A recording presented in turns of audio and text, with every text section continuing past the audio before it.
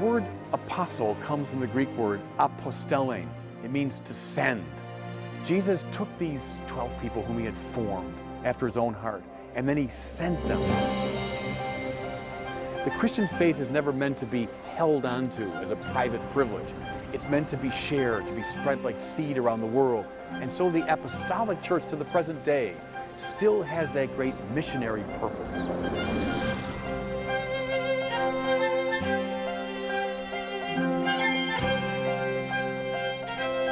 The God that Jesus consistently proclaimed is a God of tender mercy, a God of gracious love, whose very nature is to give.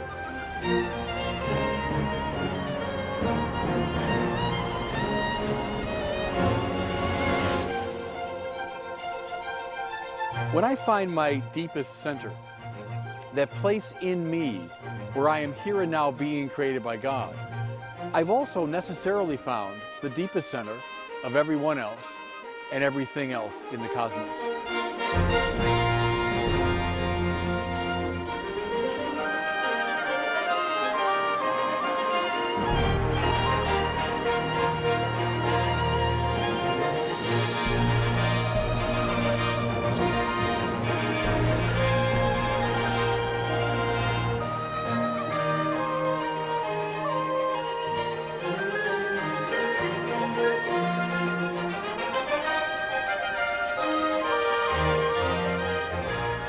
On June the 2nd, 1979, John Paul II said Mass here in Victory Square.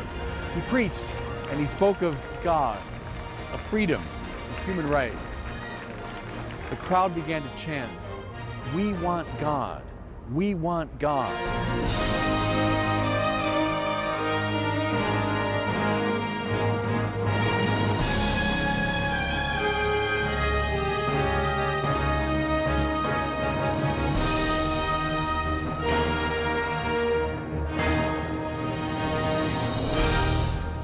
One of Paul's favorite words is dunamis in the Greek, which means power. Dynamite comes from that. And the gospel he keeps saying is dunamis. And so what he was doing, he was walking around this part of the world with dynamite. That's what he was doing.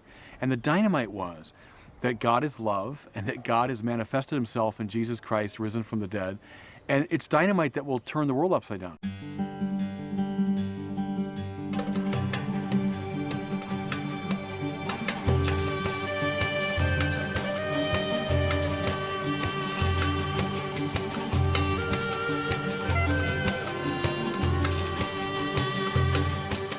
Here's the peculiar thing about Christianity: the gospel hinges upon it.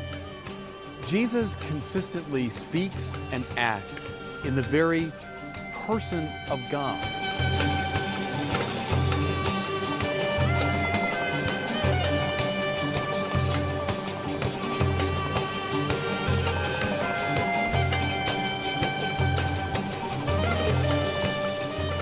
One day in a hovel in the little nothing town of Nazareth, an angel appeared to a young Israelite girl, perhaps no more than 14 or 15, and they had an extraordinary conversation.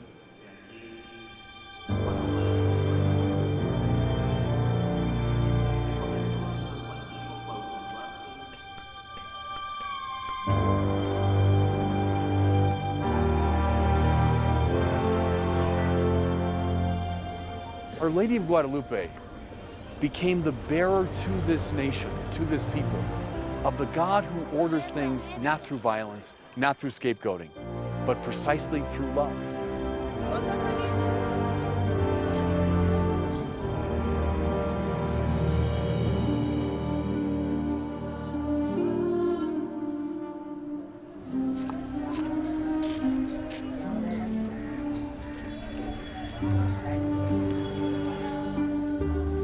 In the first weeks and months of her new life, Mother Teresa experienced bouts of discouragement and loneliness. But she persevered, and so many of Mother Teresa's former students came to join her here in the slums of Calcutta.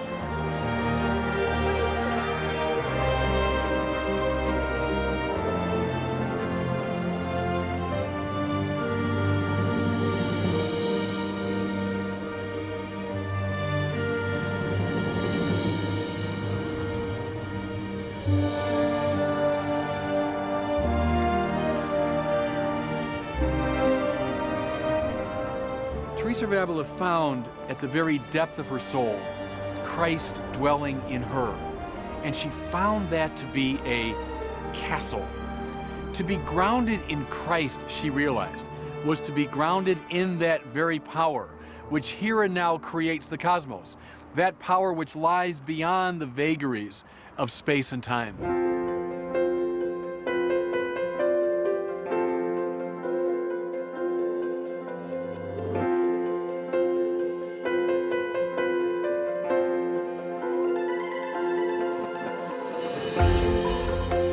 Being itself, God, cannot be grasped, but at the same time, being itself cannot be hidden from. God insinuates himself into every nook and cranny of what he's made.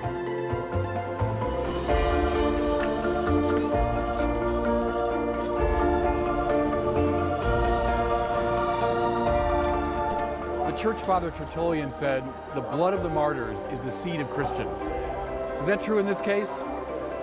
You tell me.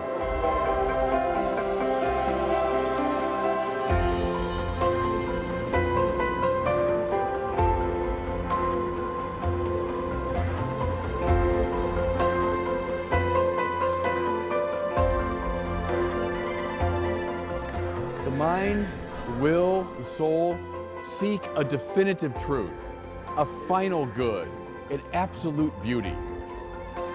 The soul pushes beyond itself toward these transcendent ends.